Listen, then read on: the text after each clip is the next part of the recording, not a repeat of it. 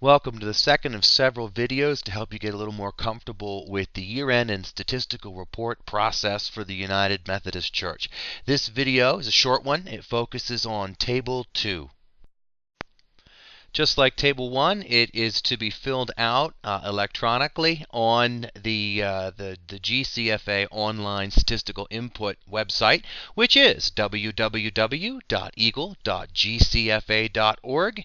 And once you input that, you will magically be transported to a screen that looks like this.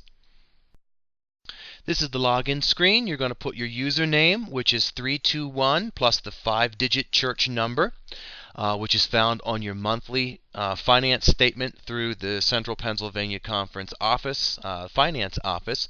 The password, if you're going in for the first time, is CPC-UMC, or it's whatever password you developed for yourself when you registered the first time.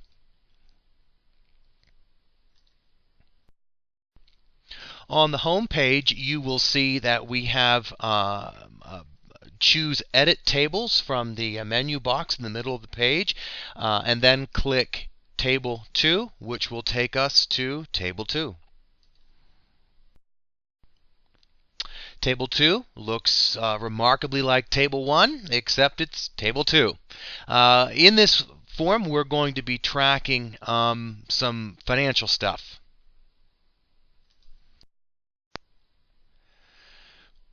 Notice as we put in the financial information it calls for that we need to enter values that are rounded to the nearest whole dollar amount. You're not allowed to enter dollars and cents, so don't try.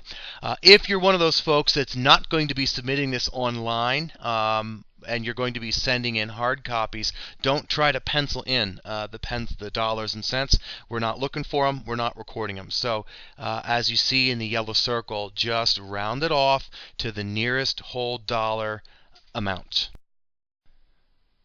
Lines 36 through 39 are looking for some specific information now. Before I get into that specific information, I just want to point one thing out that I didn't point out anywhere else. You're going to find in Table 2 that you're probably going to have more time scratching your head trying to decide what goes in the blank and what doesn't go in the blank than you did in the previous form. So I want you to notice that in addition to the Help button at the top of the page, you will see on every line item tiny little question marks on the extreme right hand side of the form all the way down.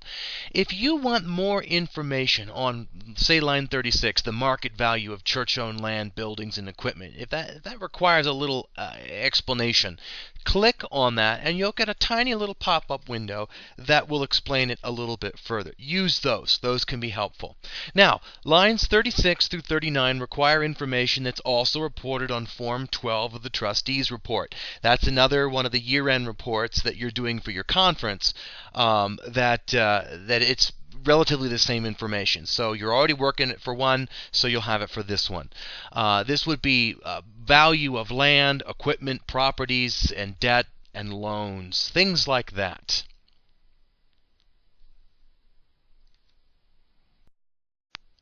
Lines 48 and 49 can be found in the local church treasurer's report.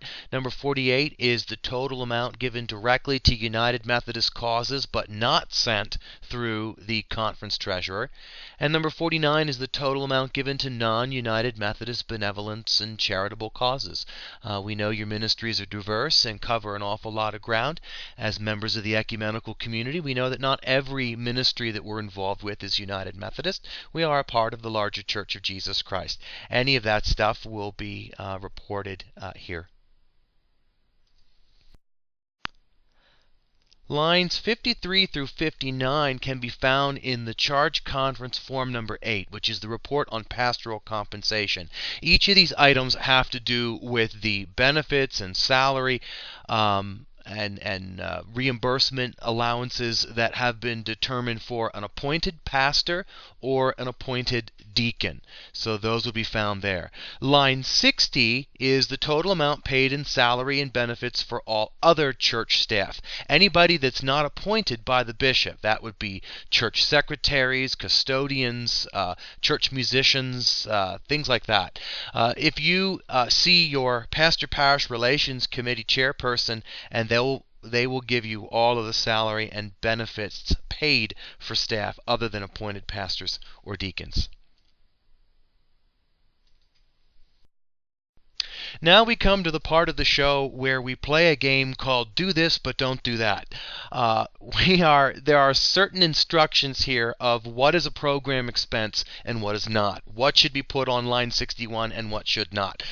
So even though we're going to whip through them relatively quickly, you may get a little bit confused, but remember to just slow down in this section, read it carefully, double check your instructions to make sure that you're only putting in these lines what belongs there.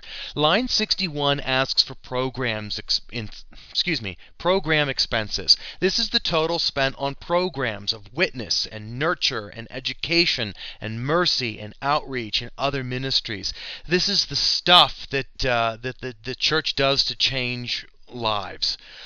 Do not include amounts given to non-United Methodist agencies and ministries. That has its own line on line 49. So again, program expenses are the cost of doing ministry, the cost of being in ministry. Each of those things goes into 61.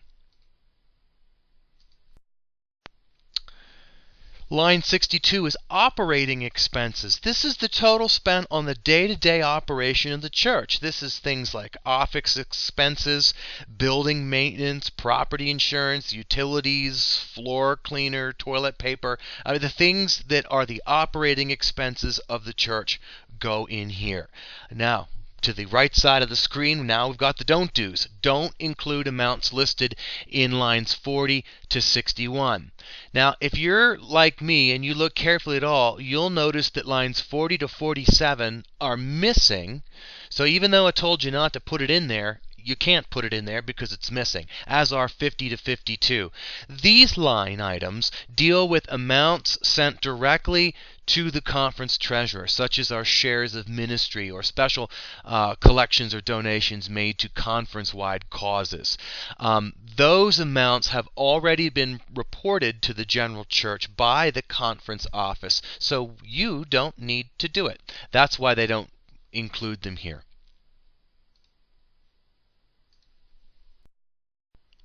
Line 63, amount paid on interest, principal for loans and mortgages and other debts.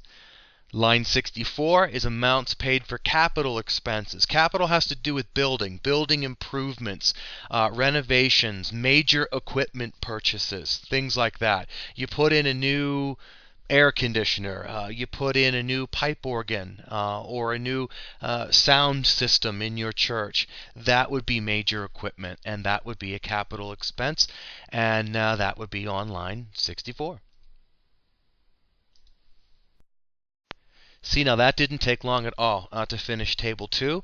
The Save button saves your information but does not submit it. And that's a good thing because you're going to want to triple check this information before you submit it. So when you are finished, press Save, and then you're ready to go on to whichever report you haven't finished yet.